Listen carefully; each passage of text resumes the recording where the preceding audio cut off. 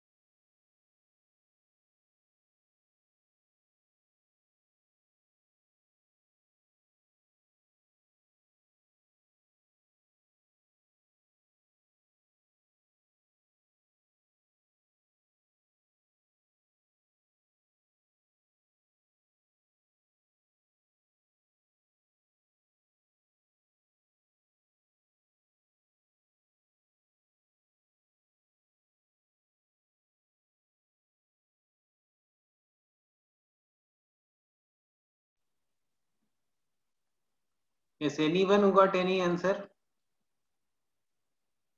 I have not received any response yet. Only one person has given. All right.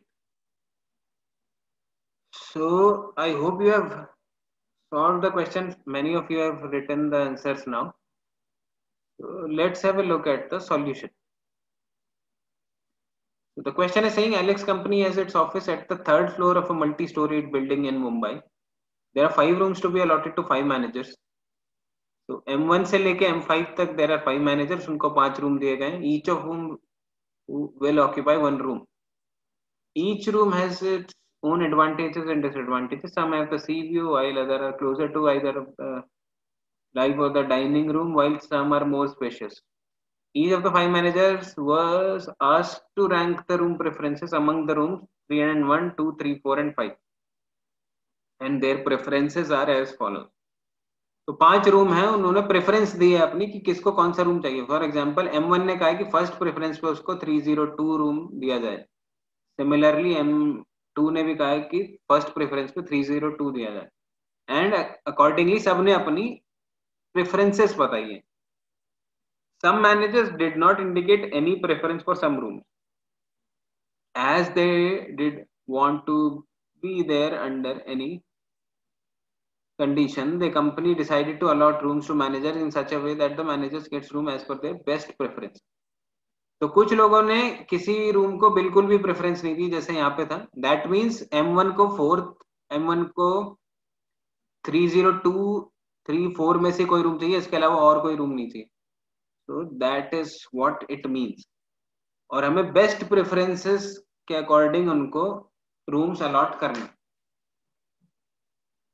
तो question देखते हैं. सबसे पहला question, how many managers would get their rooms as per their best preference.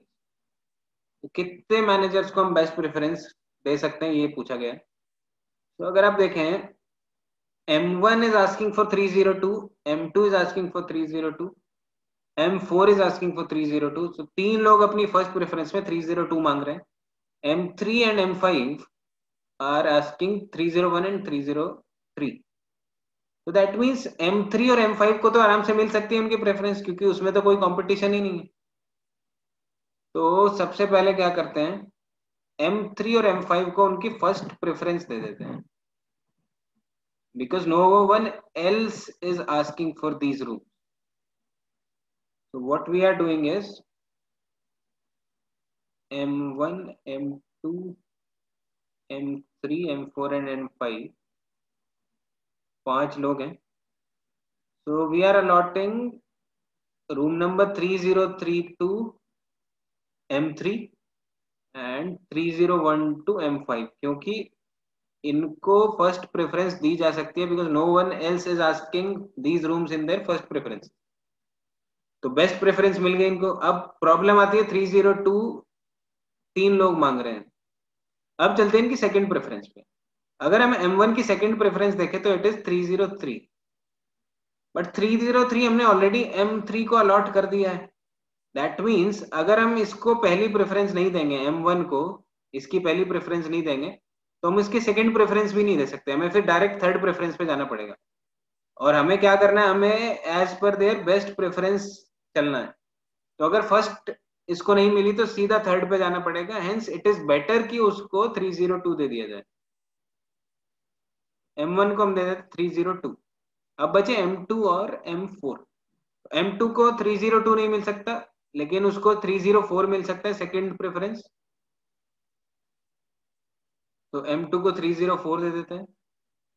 And M4 को 302 नहीं मिल सकता, उसको second preference मिल सकती है, तो इसको 305 दे देते हैं. So that is the best arrangement we can make.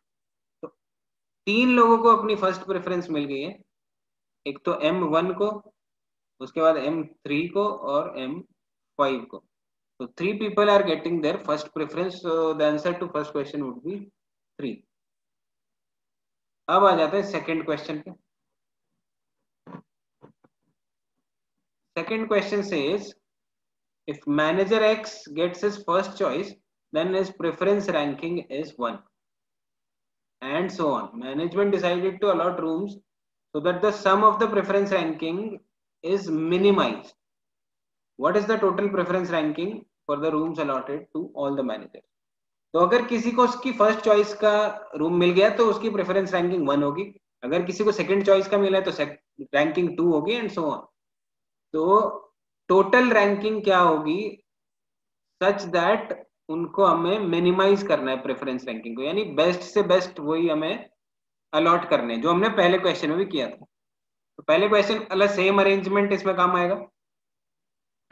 Arrangement हम कर चुके हैं, सिर्फ कहने का मतलब ये है कि M1 की प्रेफरेंस रैंकिंग होगी 1 क्योंकि उसको पहली प्रेफरेंस मिली है, M3 की रैंकिंग होगी 1 क्योंकि उसको भी पहली प्रेफरेंस मिली है, और M5 की रैंकिंग भी होगी 1 क्योंकि उसको भी पहली प्रेफरेंस मिली है. M2 को दूसरी प्रेफरेंस मिली थी तो उसकी रैंकिंग हो जाएगी 2, M4 को दूसरी प्रेफरेंस मिली थी तो उसकी रैंकिंग हो जाएगी 2. तो टोटल रैंकिंग कितनी हो जाएगी 1 + 2 + 1 + 2 + 1. So total is 7. So the correct answer to this question would be 7, third option. अब आते हैं थर्ड क्वेश्चन पे.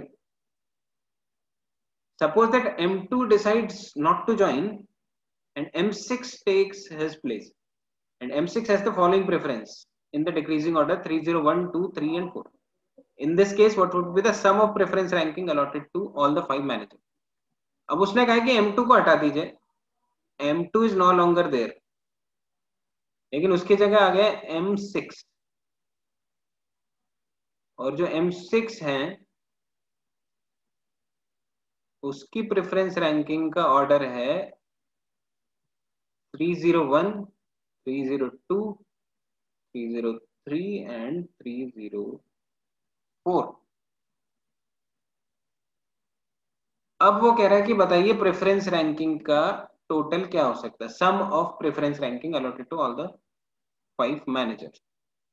तो फिर से हम वही काम करते हैं, इनको बेस्ट प्रेफरेंस देने की कोशिश करेंगे हम. तो हमारे पास M1 है, M3 है, M4 है, M5 है, and then we have M6. So now situation हमारे पास थोड़ा चेंज हो गई क्योंकि M1 is asking for 302, M4 is asking for 302. तो 302 के लिए 2 लोग कंपटीशन में है. सिमिलरली 301 के लिए भी 2 लोग कंपटीशन में है, M5 and M6. Only 303 is the room जहां पे कोई कंपटीशन नहीं है, तो सीधा सा इसको M3 को अलॉट कर देते 303. तो उसकी प्रेफरेंस रैंकिंग हो जाएगी 1 क्योंकि उसको फर्स्ट प्रेफरेंस का रूम मिल गया. अब क्या करें, अब बात कर लेते हैं M1 की. सेम चीज, अगर इसको 302 नहीं दिया तो 303 तो ऑलरेडी जा चुका है M3 के पास, तो इसको हमें फिर ये देना पड़ेगा. तो बेटर है कि इसको पहली प्रेफरेंस का रूम दे दे 302, तो इसकी रैंकिंग हो जाएगी 1. नाउ अब बचे M4, 5 एंड 6. 302 ऑलरेडी जा चुका है, M4 को 302 नहीं मिल सकता. M5 और M6 दोनों 301 मांग रहे हैं, बट यहाँ पे अगर देखें M6 के लिए अगर 301 इसको नहीं दिया तो 302 ऑलरेडी जा चुका है, 303 ऑलरेडी जा चुका है. तो अगर M6 को आप फर्स्ट प्रेफरेंस नहीं दोगे तो M6 को आपको सीधा फिर 304 अलॉट करना पड़ेगा, which would increase his ranking. That means हमें M6 को देना पड़ेगा 301, तो रैंकिंग हो जाएगी 1. तो 301 इज गॉन, 302 इज गॉन. तो M5 के लिए एक ही ऑप्शन बचेगा 305, उसकी रैंकिंग आएगी 3. बचा हमारा M4, 305 जा चुका ऑलरेडी, 304 उसको मिल जाएगा और रैंकिंग आएगी 3. तो सम of the ranking is 1 + 1 2 + 3 5 + 3 8 + 1 9. Some of the ranking अब आ गया 9. The correct option here is option number 5. So it was a pretty good question. Easy नहीं था लेकिन इतना डिफिकल्ट भी नहीं था. अगर आपको लॉजिक समझ आ गया होगा तो ये क्वेश्चन क्रैक हो सकता था, but this was a good question. अब इनकी PDF आज मैं सेंड कर दूंगा या कल सुबह तक कर दूंगा ग्रुप पे, तो इसको एक बार फिर से प्रैक्टिस कर लीजिएगा सो दैट आपने अगर कोई गलती करी हो इस टाइम तो वो बाद में रिपीट ना करें. Now we are moving to the second set. So this is the question. This is the information, in fact, given to you, and there are 4 questions on the basis of that information. So in questions पे एक बार ध्यान दीजिए, and then I will move back to the previous screen. तो ये 4 question थोड़ा ध्यान से पढ़िएगा, उसके बाद मैं वापस जा रहा हूँ.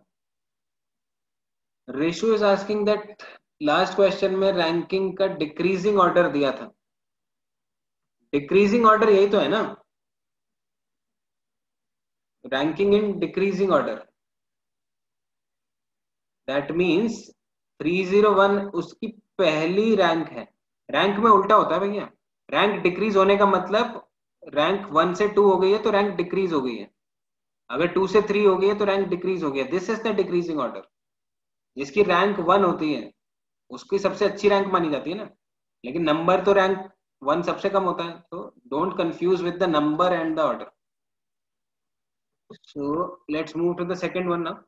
Take 5 minutes and solve this set. Then we will discuss the solution.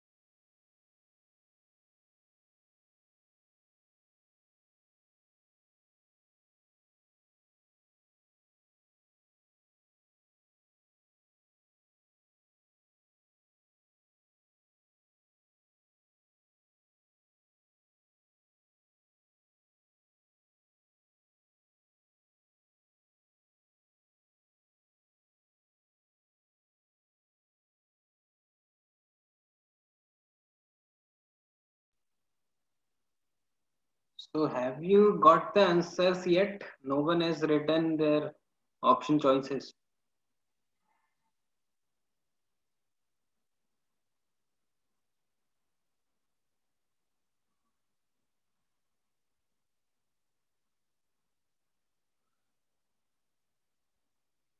So Himakshi has got two answers. Sparsh has given all the four. And what about others? Only two people have given the answers yet. Was it that difficult?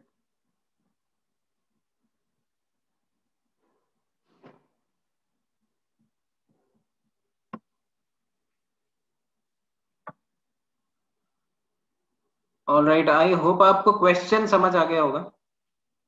Those who are still doing, एक बार इधर ध्यान दे लो. I am starting with the solution. So the question is saying that regular mathematics faculty could not teach because of being sick. As a stopgap arrangement, different visiting faculty taught different topics on four different days in a week. 4 दिन classes चली हैं. The scheduled time for class was 7 a.m. with maximum permissible delay of 20 minutes. यानी 7 बजे time था, 7:20 तक class start हो सकती है. The monsoon made the city bus schedules erratic and therefore the classes started on different times on different days. Mr. Singh didn't teach on Thursday. Calculus was taught in the class that started at 7:20. Mr. Chatterjee took the class on Wednesday, but he didn't teach probability. The class on Monday started at 7 a.m. but Mr. Singh didn't teach it. Mr. Datta did not teach ratio proportion. Mr. Banerjee, who didn't teach set theory, taught a class that started 5 minutes later than the class featuring the teacher who taught probability. The teacher in Friday's class taught set theory. Wednesday's class didn't start at 7:10 a.m. No two classes started at the same time. तो question में सबसे पहले ऐसे question में आपको identify करना होता है कि कितने वेरिएबल्स के साथ हम डील कर रहे हैं. How many variables we have in this question. तो पहला वेरिएबल हमारे पास है डे, कौन से दिन क्लास हुई. Then second variable we have the name of the faculty member.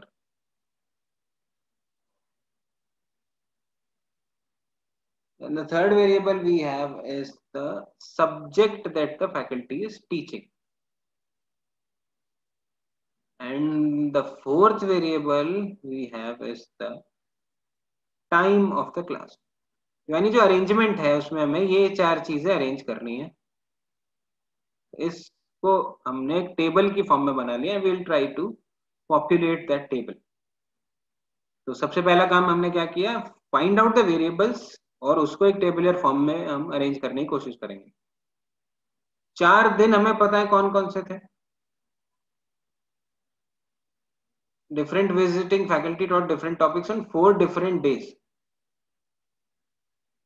So we had Thursday लिखा हुआ है यहाँ पे, then we have Monday, Wednesday and Friday भी था एक जगह. So this is Friday. So Monday, Wednesday, Thursday and Friday. These are the 4 days. तो ये टेबल हमें पूरा अरेंज करना है. तो क्वेश्चन में जो जो कहा गया उन्हीं चीजों को देखते हुए और एक एक लाइन पढ़ते हुए we will try to populate this table. तो वापस से चलते हैं. The scheduled time was 7 a.m. Maximum permissible delay was 20 minutes. Monsoon made it erratic and then यहाँ से start हुआ main. Mr. Singh didn't teach on Thursday. Thursday में जो faculty member होगा he cannot be Mr. Singh. तो Mr. Singh को यहाँ से हटा देते हैं. जो जो क्वेश्चन में कहा गया मैं सिर्फ वही उस टेबल में लिखूंगा. Calculus was taught in the class that started at 7:20 a.m. तो ये अभी इस टेबल में हम कहीं नहीं रख सकते, तो इसको अलग लिख लेते हैं कहीं. जहां सब्जेक्ट में कैलकुलस आएगा वहां पे टाइम होगा 7:20. हमें इतना पता है लेकिन कहाँ होगा ये नहीं पता, तो हमने इसको टेबल से अलग लिख लिया बाहर. Mister Chatterjee took the class on Wednesday. तो वेडनेसडे में faculty member is mister Chatterjee, तो उसको हमने सी से डिनोट कर दिया.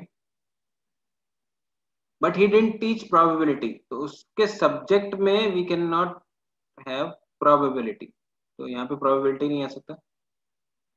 The class on Monday started at 7 a.m. तो मंडे का टाइम था 7 a.m. But mister Singh did not teach it. यहाँ पे फैकल्टी जो है सिंह नहीं हो सकते. तो now if you stop and observe, Monday को मिस्टर सिंह नहीं आ सकते, थर्सडे को मिस्टर सिंह नहीं आ सकते, तो मिस्टर सिंह कहाँ आ सकते, फ्राइडे को ही आ सकते हैं. This has to be mister Singh. अब आते हैं नेक्स्ट स्टेटमेंट पे. Mister Datta did not teach ratio proportion. तो मिस्टर दत्ता कौन है हमें नहीं पता, तो इसको अलग लिख लेते हैं. जहां भी फैकल्टी में मिस्टर दत्ता आएंगे वहां पे सब्जेक्ट में रेशियो एंड प्रोपोर्शन नहीं आ सकता. Mr. Banerjee, who didn't teach set theory, taught a class that started 5 minutes later than the class featuring probability. Mr. Banerjee ने set theory नहीं पढ़ाया, तो जहां पे फैकल्टी में बैनर्जी आएंगे वहां पे set theory cannot be the subject. And एक और चीज यहाँ से हम पता कर सकते हैं कि मिस्टर बैनर्जी ने प्रोबेबिलिटी भी नहीं पढ़ाया होगा, क्योंकि इसमें कहा गया है कि उन्होंने जो पढ़ाया उनकी क्लास 5 मिनट्स बाद शुरू हुई प्रोबेबिलिटी की क्लास से. तो अगर प्रोबेबिलिटी क्लास के 5 मिनट्स बाद वो स्टार्ट करते हैं, that means he can not teach probability, he can not teach set theory, can not teach probability. तो अब क्या करें. और क्योंकि मिनिमम टाइम हो सकता है क्लास का 7 AM, और मिस्टर बनर्जी ने 5 मिनट लेट स्टार्ट किया, तो मिस्टर बनर्जी और कुछ पढ़ाए ना पढ़ाए 7 AM वाली क्लास नहीं पढ़ा सकते। So that means this cannot be Mr. Banerjee 7 AM वाली क्लास में। तो मिस्टर बैनर्जी कहाँ होंगे फिर? एक ही ऑप्शन बचता है यहाँ पे, थर्सडे में होंगे मिस्टर बैनर्जी। और थर्सडे में प्रोबेबिलिटी नहीं आ सकता, सेट थ्योरी नहीं आ सकता, क्योंकि मिस्टर बैनर्जी वो पढ़ा नहीं सकते। और जो मंडे के लिए एक ही ऑप्शन बचा, तो यहाँ पे मिस्टर दत्ता आएंगे, और मिस्टर दत्ता जो है वो रेशो प्रोपोर्शन नहीं पढ़ाते। सो ये अब हमारे पास कुछ अरेंजमेंट है। आगे क्या कहा गया वो देख लेते हैं। The teacher on Fridays class taught set theory. तो फ्राइडे में जिसने पढ़ाया उसने सेट थ्योरी पढ़ाया, ओके, ये लीजिए। फ्राइडे में सब्जेक्ट आ गया set theory. Wednesday class didn't start at 7:10। Wednesday की क्लास का टाइम 7:10 नहीं हो सकता। No two classes started at the same time, दो क्लासों का टाइम भी सेम नहीं हो सकता। तो ये अभी हमारे पास सिचुएशन है। Now if you observe, probability cannot be on Wednesday, probability cannot be on Thursday, so probability has to be on Monday. ये होगी probability।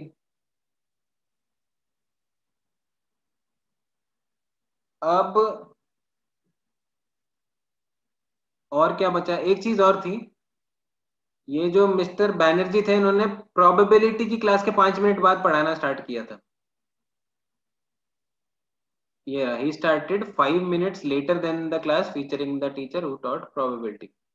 तो प्रोबेबिलिटी की क्लास स्टार्ट हुई थी 7 बजे, तो मिस्टर बैनर्जी की क्लास स्टार्ट होगी 7:05 पे। दैट मीन्स ये जो कैलकुलस और 720 वाला कॉम्बिनेशन है, ये अब एक ही जगह आ सकता है। This has to be calculus and this has to be 720। तो 3 सब्जेक्ट हो गए, चौथा सब्जेक्ट रेशियो प्रोपोर्शन बचा, which has to be this one, एक ही ऑप्शन है। 7:10 एक ही टाइम बचा, तो ये 7:10 हो जाएगा। तो ये अब हमारा पूरा टेबल बन गया। So if you have noticed, I have just line by line I read the question, और जो जो क्वेश्चन में था वही वही मैं टेबल में रखता चला गया, और जो बिटवीन द लाइन चीजें थी वो हमने आइडेंटिफाई कर ली। Now let's have a look at the question. पहला क्वेश्चन है, the class on Wednesday started at which time, और क्या सब्जेक्ट था? वेडनेसडे की क्लास का टाइम क्या था? 7:20, सब्जेक्ट था calculus. 7:20 calculus. The correct answer is second option. Question number 2, the option which gives the correct teacher subject combination। Teacher subject combination, तो हमारे पास चैटर्जी हैं, बैनर्जी हैं और सिंह हैं, 3 टीचर्स। तो देखते हैं, चैटर्जी के साथ कैलकुलस आएगा, बैनर्जी के साथ रेशियो प्रोपोर्शन आएगा, सिंह के साथ सेट थ्योरी आएगा। चैटर्जी के साथ, सिंह के साथ सेट थ्योरी फिफ्थ ऑप्शन में, बाकी सब इसको सेटिस्फाई नहीं कर रहे हैं। So fifth option is the correct one. Third question, probability was taught by whom and on which day? Probability was taught by Mr. Datta and on Monday. So Mr. Datta on Monday, which is first option itself. तो ये हो गया first option. And last में fourth question, class time week day का combination बताना है हमें। तो 3 ही दिन है हर जगह, Wednesday, Thursday, Friday. Wednesday, Thursday, Friday की टाइमिंग देख लेते हैं टेबल में जाके। Wednesday is 7:20, Thursday is 7:05, and Friday is 7:10. 7:20, 7:05, 7:10. 7:20, 7:20, 7:05, 7:20, 7:05, 7:10. So last option, fifth one is the correct one. So this was about this set of question. So again, little complex set, लेकिन अगर आप इसको step by step solve करेंगे तो solve हो जाएगा। दोबारा से इसको सॉल्व करिएगा, क्योंकि पहली बार में काफी लोगों ने आंसर नहीं दिया था। And now we are moving to the final set of tonight. अभी तक के जो सेट थे वो जैट में आए थे, अभी जो नेक्स्ट सेट है that was from CAT exam. तो दिस इज इट। क्वेश्चन और इंफॉर्मेशन दोनों आपकी स्क्रीन पे है। Take 5 minutes and let me know what answers are you getting.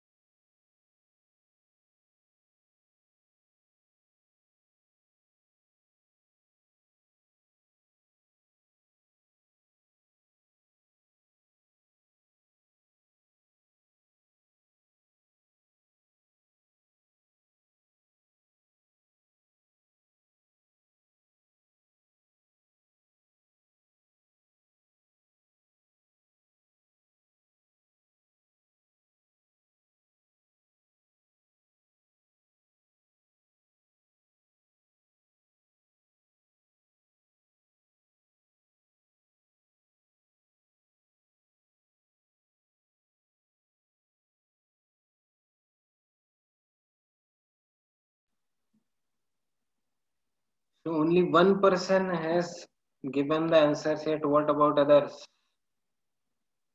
Okay, now you're typing something. So second or third question में शायद confusion है. In fact, second question में काफी लोग confusion है. Someone is saying B, others are saying C. So let me start with the solution. So the question is saying four families decide to attend the marriage ceremony of one of their colleagues. One family has no kids, while the others have at least one kid. So there are four families. Let's say family one, family two, family three, family four. So one family has no kids. Let's say family one has no kids. One family has at least one kid each. Okay, आगे पढ़ते हैं थोड़ा. Each family with kids has at least one kid attending the marriage. Given below is the sum of the information about the families who went to attend the marriage. The family with two kids. So there is one family which has two kids. Came just before the family with no kids. Let's assume F2 has two kids and others have at least one kid each. ये भी लिखा हुआ है. Greater than equal to one. At least one means one भी हो सकता है, one से ज्यादा भी हो सकता है. तो अभी तक हमें ये पता है कि one family has 0, one has 2 and others have at least one. The family with two kids came just before the family with no kids. So F2 came just before F1. तो जो पहले आई है उसको मैंने ऊपर लिखा है, जो बाद में आई है उसको हमने नीचे लिखा है. तो F2 is the family with two kids. They came just before the family with no kids. Shanti, who does not have any kids, reached just before Sridevi's family. Shanti has no kids. That means Shanti belongs to F1. Shanti reached just before Sridevi's family. तो श्रीदेवी की family से just पहले वो आई है. That mean Sridevi बाद में आएगी. That is Sridevi. Next statement, Sunil and his wife reach last with their only kid. तो सुनील लास्ट में आया अपनी वाइफ के साथ. तो ऐसा भी हो सकता है श्रीदेवी के बाद सुनील आए, या फिर ऐसा हो सकता है श्रीदेवी के साथ सुनील आए. There may be many possibilities, but we sure should know that last में जो है वो सुनील आएगा. तो इसको हमने अलग लिख लिया. Anil is not the husband of Zoya. तो इसको भी अब अभी कहीं नहीं रख सकते हमने अरेंजमेंट में, बट हमें इतना पता है अनिल के साथ जोया नहीं आ सकती. Anil and Raj are fathers. Now again you need to read between the lines. If he is saying Anil and Raj are fathers, that means Anil and Raj cannot belong to family one, क्योंकि उसमें तो कोई kid है ही नहीं. If there are fathers, they cannot belong to this family with no kids. तो यहाँ पे शांति के साथ अनिल नहीं आ सकता और राज नहीं आ सकता, because they are fathers. Next statement से Sridevi and Anita's daughters go to same school. अब इसका क्या करें, तो will park it for the moment. Next statement से Zoya came before Shanti and met Anita when she reach the venue. Zoya came before Shanti, तो शांति यहाँ थी, उससे पहले आई Zoya. And she met Anita already. That means Anita उससे पहले आई हुई थी, तभी तो उसको मिलेगी. तो अनीता सबसे पहले आई है. तो यानी चार लोगों का कॉम्बिनेशन है, चार ही फैमिलीज थी हमारे पास. This will be the arrangement. तो लास्ट में श्रीदेवी बची और हमें पता था लास्ट में सुनील भी आता है. दैट मीन श्रीदेवी के साथ आएगा सुनील. All right. अब हमें पहली दो में कौन आएगा ये बताना है. आगे चलते हैं. Raman stays the farthest from the venue. So Raman is the fourth one. Raj said his son could not come because of his exam. All right. अब एक और इंफॉर्मेशन थी हमारे पास, अनिल के साथ जोया नहीं आएगी, तो जोया यहाँ पे है, तो this can not be Anil. तो Anil can not be here, Anil can not be on the third place, तो Anil has to be there. और राज थर्ड पे नहीं हो सकता, तो Raj has to be on second. तो एक जो ऑप्शन बचा दैट इज रमन। तो this can be family 3, this can be family 4। तो F1 F2 F3 F4 से कोई फर्क नहीं पड़ेगा, but this arrangement has to be like this. तो अब आते हैं हम क्वेश्चंस पे। Who among the following arrived third? तो थर्ड पे आए शांति और रमन। शांति और Raman, that means first option. Name the correct pair of husband and wife. Raj and Shanti, no it's not correct. Sunil and Sridevi, Sunil and Sridevi is correct. So that is the one. Third option, third question, sorry. Of the following pairs, whose daughters go to the same school? तो same school में कौन जाता है? ये तो उसमें बता ही दिया था शायद, क्वेश्चन में लिखा होता है तो कहीं। Sridevi and Anita's daughters go to the same school. Sridevi और अनीता, दैट मीन्स श्रीदेवी का हस्बैंड सुनील और अनीता का हस्बैंड अनिल, तो सुनील और Anil, that should be the correct answer. Fourth question, whose family is known to have more than one kid for certain? More than one kid हमें पता है, इनका तो है F2 का, यानी जोया और राज, जोया और राज, so that is second option. तो ये हो गया हमारा question solve, and with that we come to the end of this class. I hope आज के क्वेश्चन करने में आपको मजा आया होगा। Rishu is asking how can we identify where to start to make table? Identify यही करना था ना, मैंने बताया था। सबसे पहले वेरिएबल्स चेक करो कौन कौन से वेरिएबल्स हैं हमारे पास। तो इस वाले क्वेश्चन में क्या था हमारे पास? फैमिलीज थी, नंबर ऑफ किड्स थे, और हस्बैंड वाइफ थे। इससे पहले क्वेश्चन में हमारे पास क्या था? डे थे, फैकल्टी थी, सब्जेक्ट थे और टाइम था। तो that is the starting point. यहाँ से आप स्टार्ट कर सकते हैं कि टेबल में क्या क्या आएगा। उसके बाद अरेंजमेंट अपने आप बनता चला जाता है line by line when you read the question. So that's about this class. Manas is asking which year it has been taken. I am not sure कौन से साल था, but 2010 से पहले का था इतना confirm. Maybe 2008, maybe I am not sure, but 2010 से पहले का था।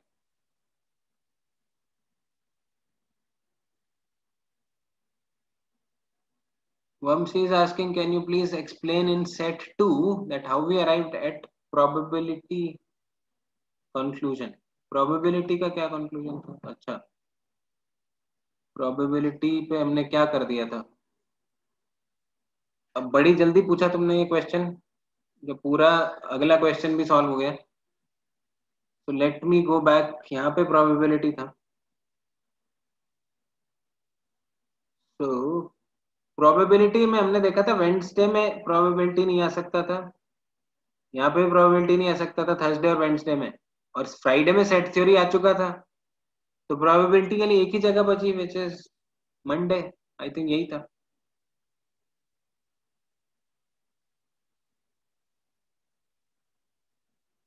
तो ये हो गया हमारा सीजन 2 खत्म हो गया। सीजन 3 हम स्टार्ट करेंगे नेक्स्ट फ्राइडे से। शेड्यूल मैंने बता दिया, जिन लोगों ने लेट ज्वाइन किया था उनको वापस लेके चलता हूँ। This will be the schedule for season 3।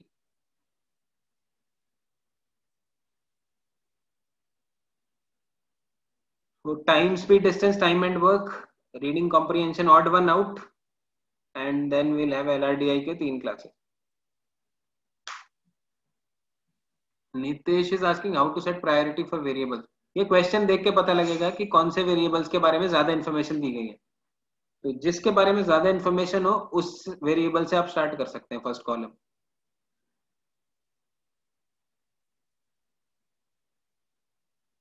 So I think that's all for tonight. We'll meet on the Friday.